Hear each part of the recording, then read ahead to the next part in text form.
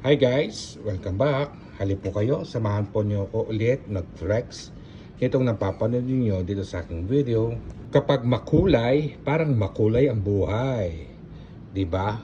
Kapag ito ay inyong napapanood at nasisilayan, bagong-bago ito sa aking paningin, kaya gusto ko lang itong ipahagi ko sa inyo para naman ay makita at mapanood ninyo kung ano pa yung mga ginagamit kong pang-decor na pandagdag ganda sa mga ginagawa ko dito sa aking pinagtatrabaho. Hindi talaga ito matitinag ang kanyang kagandahan. Wow, kagandahan.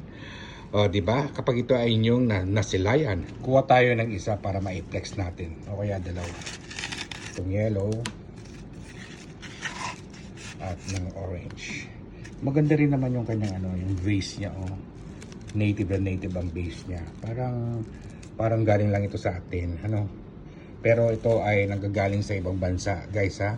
Hindi ito gawa dito, kundi talagang bagong-bago ito sa aking paningin. Kaya gusto ko lang talaga na ibahagi ito dito sa aking video at makagawa ng content para naman ay mapanood ninyo.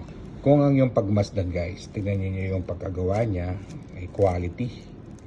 Mapusisi talaga yung ganitong mga trabaho nila.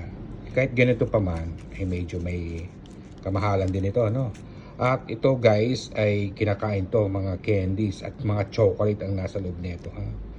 Hindi ko na pwedeng buksan at baka tayo ay mapagalitan. Okay na itong Pelex ko at malaman ninyo kung ano ang mga ito. Maganda rin naman itong pang-decor. At lalo na kung yung tray or stand, ito ay kulay gold. Panalong panalo yung kulay na yun. Yun ang talaga ang pinaka-combination na kulay. Diba?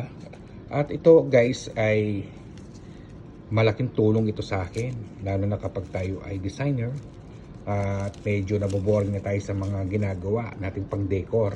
Ito lang ang nagiging solution para mapabuhay lang yung ating dinidesign. Para may bagong paningin naman ang mga makakakita nito. Bilang isang designer, para mas prepare ko yung dinidesign nila ng as manual na hindi na nilalagay sa mga ganito. Parang lang, mo lang sa isang items or stand or tray or yung mga souvenir na mo lang, ipapansin mo lang ng gano'n na parang flowers na shape, di ba? Bibigyan kita ng halimbawa. Let's say itong tray na to, di ba? Ito yung maganda kulay para dito, di ba? Gagawin mo lang dito sa pinaka side nun as a flower arranging, tapos lagay mo siya ng mga chocolate na gold. Hindi ko maano sa inyo dahil wala akong available na chocolate gold wrapping, Kapag may nagkataon talaga na magkaroon ng ganun, ay hindi ako mag-aatubili na hindi makagawa at maka-flex para na sa ganun ay makita ninyo kung gaano kaganda. Diba? Bagay na bagay dito, yan. Dito lang yan. One day, may babahagi ko din sa inyo yon kung paano ko ginawa. Tapos na pa tayo nag-flex kung ano ang yun napapanood, itong mga ginagamit ko pang decor dito sa aking pinagtatrabaho na napakaganda talaga. At tignan naman ninyo yung pagka-quality made niya. Napakaganda. Malinis na gawa.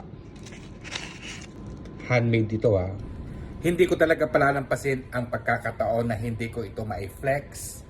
At kapag tayo ay may oras na, medyo may kabisihan ng konti, pero binibigyan ko pa rin ng pansin ito kung papaano ako makadiskarte at maka-flex man lang para naman na maibahagi ko sa inyo at mapanood ninyo. Bagamat ito ay napakaganda nila, kaya hindi ko maisintabi yung bagay na talagang gusto-gusto ko na to i-flex.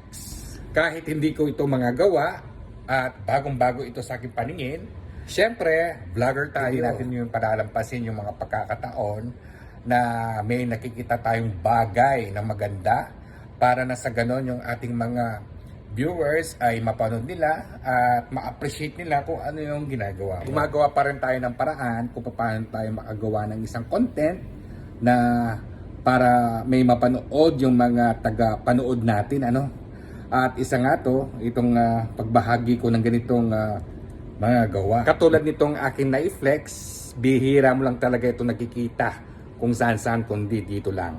At talagang napaka-exclusive lang ang mga ganitong gawa. Maraming salamat po sa inyong panonood at sana po ay lagi kayo mag-iingat. Hanggang sa muli po sa aking vlog. Salamat po sa inyo.